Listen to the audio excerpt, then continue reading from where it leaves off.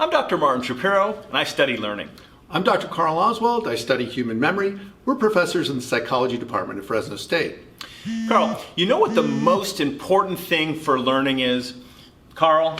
Carl! I'm paying attention. Not really. Let me tell you about attention. This short video is about the psychology of attention. Understanding attention makes you better at learning. So make sure that you pay attention.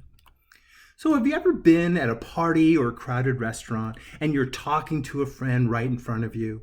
You comprehend perfectly what they're saying, and still people all around you are talking and you have no idea what they're saying. That's because you're able to focus your attention.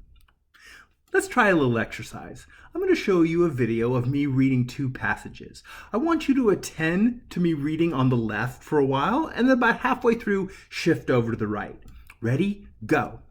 It's always nice to visit the central coast of California. They can be broken down into there are great neurons beaches that send including signals to each Pismo, other, Avila, and Morro glial Bay, cells that and all provide the way up nutrients and to insulate the Moonstone Beach neuron in Cancun. and help with the immune If you system. drive about We 15 have about miles up 85 Highway billion 1 neurons in our Cambria, brain and there's a even more rookery where glial hundreds cells. of elephant seals bath.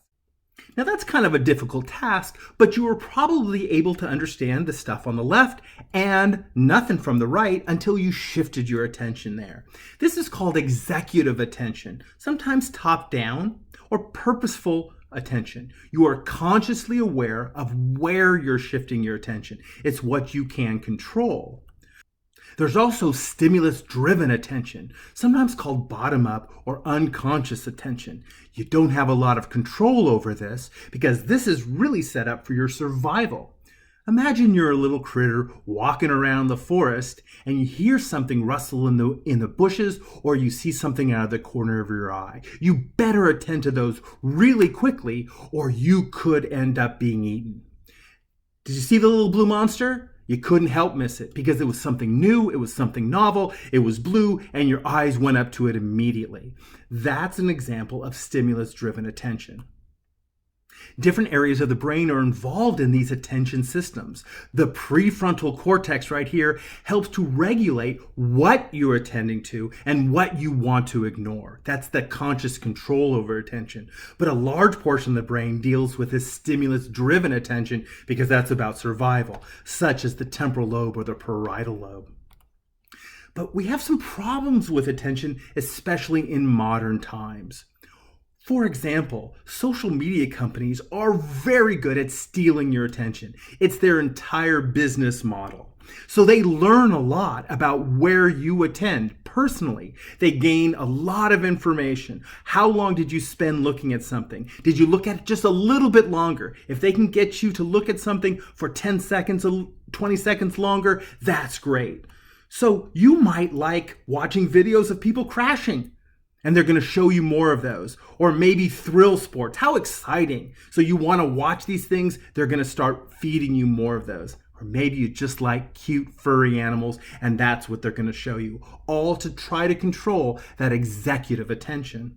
But there are other things like apps on phones and games, and these things are designed with basic principles of learning to keep you on task. And you might be playing these games, but when you're not, you might be thinking about it, or you might be attending to your phone to go and look at your game again. What about texting?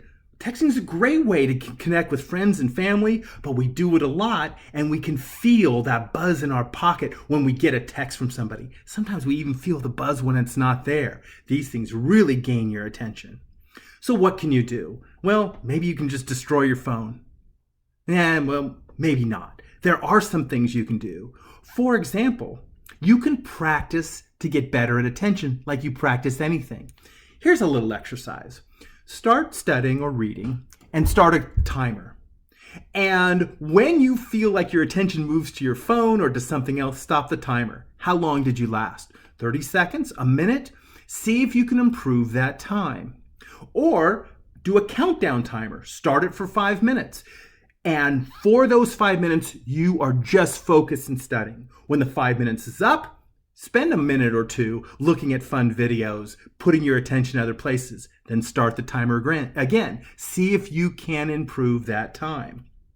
Also, don't multitask. We're not good at this. Our attention system is not designed to multitask. So when you're studying, you're studying.